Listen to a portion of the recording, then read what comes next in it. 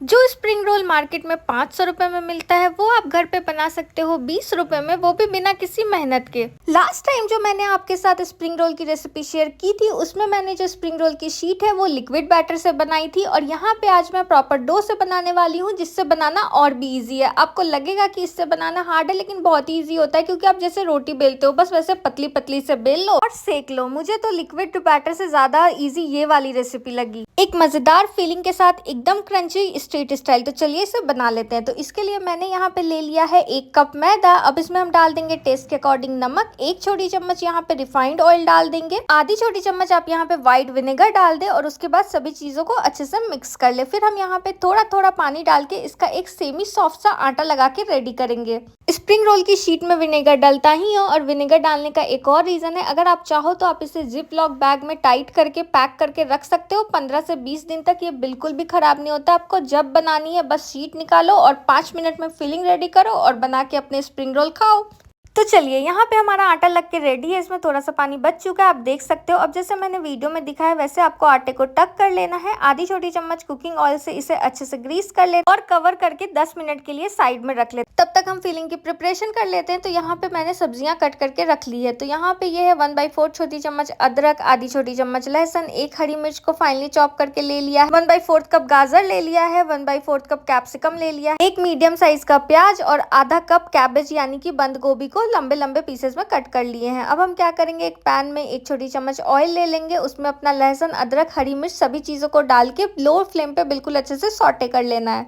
कुछ सेकंड्स बाद हम यहाँ पे डाल देंगे अपने कटे हुए प्याज, उसी के साथ हम यहाँ पे डाल देंगे बंद गोभी, गाजर डाल देंगे, कैप्सिकम डाल देंगे, मतलब सारी सब्जियों को आपको साथ में डाल देना है। फ्लेम को मीडियम टू हाई कर दें और मीडियम टू हाई फ्लेम पे 1.5 से 2 मिनट के लिए अपनी सब्जी को बिल्कुल अच्छे से कुक कर लें। सब्जी को कुक करते हुए यहाँ पे 2 मिनट हो चुके हैं, तो मैंने डाल दिया टेस्ट के अकॉर्डिंग नमक। इसी के साथ हम डाल देंगे 1/4 छोटी चम्मच सोया सॉस, 1/3 छोटी चम्मच ग्रीन चिली सॉस, 1/3 छोटी चम्मच रेड चिली सॉस, 1/3 छोटी चम्मच विनेगर, 1/3 छोटी चम्मच काली मिर्च का पाउडर डाल देंगे, और यहाँ पे डाल देंगे 1.5 बड़ा चम्मच टोमेटो केचप, और सभी चीजों को हाई फ्लेम पे 2 से 3 मिनट के लिए और कुक कर लेंगे। यहाँ पे हमें क्या करना है ना कि सब्जी की क्रंचीनेस खत्म नहीं होनी चाहिए, क्योंकि स्प्रिंग रोल हो, नूडल्स हो, कुछ भी हो, जो भी इस टाइप की चाइनीज रेसिपी होती है ना, उसमें सब्जी की जो क्रंचीनेस है वो बनी रहती है, तभी खाने में मजा आता है। चलिए सब्जियों को यहाँ पे सॉसेस के साथ कुक करते हुए 2 से 3 मिनट हो गए हैं मुझे, तो अभी हम गैस का फ्लेम ऑफ कर देंगे और इसे थोड़ा ठंडा होने देंगे। तो उतनी देर में हम अपनी शीट बना के रेडी कर लेते हैं स्प्रिंग रोल की। हमने जो यहाँ पे आटा लगा के रेडी किया था वो आप ले ले, उसे एक बार 30 सेकेंड्स के लिए वापस से हाथों से मसलते हुए गूंथ ले,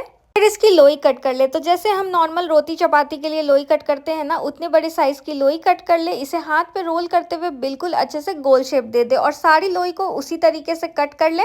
चलिए मैंने सारी लोई यहाँ पे रेडी कर ली है, तो अब हम चलते हैं इसे बनाने के प्रोसेस में। तो यहाँ पे मैंने एक लोई को ले लिया है और अभी हम इसे बेल लेंगे। तो आपको ना इसको बिल्कुल पतला बेलना है, आप जितना पतला बेल सको उतना पतला आपको यहाँ पे इसे बेल के रेडी कर लेना है। और अगर इसको बेलने में आपको जरूरत पड़े तो ऑयल का यूज ना करें, सूखे आटे का ही यूज करें, मतलब सूखे मैदे का यूज करें, और उसका यूज करते हुए आप इसे पतला बेल ले। जितना पतला आप बेल सकते हो ना, मतलब जितना ट्रांसपेरेंट आप इसे बेल सकते हो उतना ट्रांसपेरेंट आप इसे बेल लें। तो अभी मैंने यहाँ पे क्या किया है, एक प्लेट ले लिया है, उसके ऊपर ना पूरा सूखा मैदा अच्छे से छिड़क दिया है, और उसके बाद जो हमने रोटी बेल के रखी थी ना अपनी स्प्रिंग रोल की शीट, वो उस पे डाल देना है, और बाकी की बची हुई रोटियां भी उसी तरीके से बेल लेना है। जब हमारी दूसरी रोटी बेल के रेडी हो जाएगी तब आपको क्या करना है कि जो पहली रोटी बेली थी ना उसको ऑयल से बिल्कुल अच्छे से उसके ऊपर ऑयल लगा देना है और अपनी दूसरी रोटी को उसके ऊपर डाल देना है। तो मैंने यहाँ पे गैस पे पहले ही तवा गर्म होने के लिए चढ़ा दिया था। तवा हमारा हल्का गर्म है तो फ्लेम को बिल्कुल लो रखना है, और हमने जो रोटियां बेल के रखी थी ना वो यहाँ पे डाल देना है। आप चाहो तो एक बार में 4 से 5 रोटी को एक के ऊपर डाल के और आप बना सकते हो। मैं अभी 2 ही शीट बनाने वाली हूँ, क्योंकि मुझको अकेले को खाना है, तो मैं पहले बना के खा लूंगी, फिर आराम से बाकी की शीट बना के जिपलॉक बैग में रख के पैक कर दूंगी। तो अभी आपको रोटी को हल्का हल्का हाथों से प्रेस कर देना है। अगर आपको नहीं आता तो आप किसी कपड़े की हेल्प से प्रेस करें, और 2 से 3 मिनट के लिए इसे बिल्कुल कुक होने देना है। 3 मिनट आप देखोगे कि कैसे ऊपर सारे बबल्स आ गए, आपको दिख रहे हैं ना। तो अब इस स्टेज पे आपको रोटियों को पलट देना है और दूसरे साइड से भी लो फ्लेम पे ही सेकने देना है।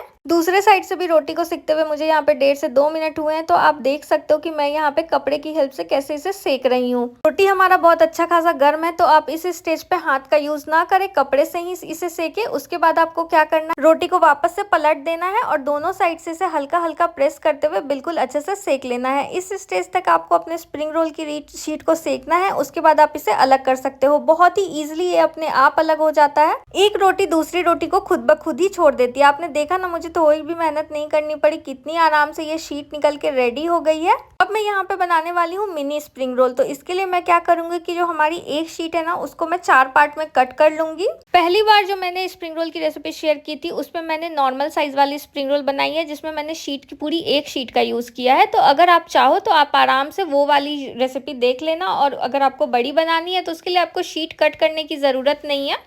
आप एक ही शीट में बीच में फिलिंग्स डाल के साइड में स्लरी लगा के और उसे बना सकते हो। तो यहाँ पे मिनी स्प्रिंग रोल के लिए मैंने अपनी शीट्स रेडी कर ली है। तो 2 रोटी में हमारी आराम से 8 स्प्रिंग रोल बन के रेडी हो जाएगी। तो अभी हम इसके लिए एक स्लरी रेडी करेंगे। तो यहाँ पे मैंने ले लिया है 1 बड़ा चम्मच रिफाइंड फ्लोर यानी कि मैदा, और 1/4 कप के आसपास पानी डाल के इसकी एक थिक सी स्लरी बना लेनी है। तो अभी मैंने एक शीट ले लिया और इसके चारों साइड बिल्कुल अच्छे से स्लरी लगानी है, और बीच में हम डाल देंगे फिलिंग। उसके बाद जैसे मैं वीडियो में दिखा रही हूँ ना, आपको उसी तरीके से इसे रोल कर लेना है। स्लरी आप भर भर के लगाएं, क्योंकि वो एडिबल है, हमने उसे मैदे से बना के रेडी किया है। तो कोई भी टेंशन नहीं है, आप आराम से, हमारी जो शीट है वो इससे चिपक जाएगी और हमारी स्प्रिंग रोल खुलेगी नहीं तो ऑयल में जाते ही ये खुल जाती है। एक स्प्रिंग रोल यहाँ पे रेडी हो गई है। तो मैं आपको एक और बना के दिखा देती हूँ, ताकि आपको कोई भी कंफ्यूजन ना हो। आप इसी तरीके से अपनी स्प्रिंग रोल की जो शेप है उसे दे दें, और बहुत ही यमी बन के रेडी होती है, खा के बिल्कुल मजा आ जाता है। पहले मुझे जब भी खाना होता था मैं बाहर से ऑर्डर करती थी, और मेरे 400-500 तो एक बार में चले जाते थे। अब मेहनत भी नहीं है, और आराम से जितना मन उतना खाओ, आपको जितना बनाना है उतना बना के रखो, उतना खाओ, बिल्कुल कम प्राइस में। तो यहाँ पे मैंने सारे स्प्रिंग रोल बना के रेडी कर लिया है। ऑयल मैंने पहले ही गर्म होने के लिए चढ़ा दिया था। फ्लेम हमारा यहाँ पे मीडियम है, ऑयल अच्छा खासा गर्म है। तो हम एक एक करके सारे स्प्रिंग रोल इसमें डाल देंगे। एक बार में आपके जितने स्प्रिंग रोल आए आप ऑयल में उतना ही डालें, और इसे दोनों साइड से बिल्कुल अच्छे से क्रिस्प होने तक फ्राई कर लेना है। अगर आप चाहो तो, अगर आपके पास एयर फ्रायर है तो आप इसे एयर फ्रायर में भी फ्राई कर सकते हो। मेरे पास है नहीं, बट मुझे लेना है, वही सोच रही हूँ कब लूँ, क्या करूँ। लूंगी कुछ टाइम बाद, अभी थोड़ा फाइनेंशियली स्टेबल हो जाती हूँ। क्या सही बोला ना, आखिर हूँ तो कॉर्पोरेट मजदूरी ना।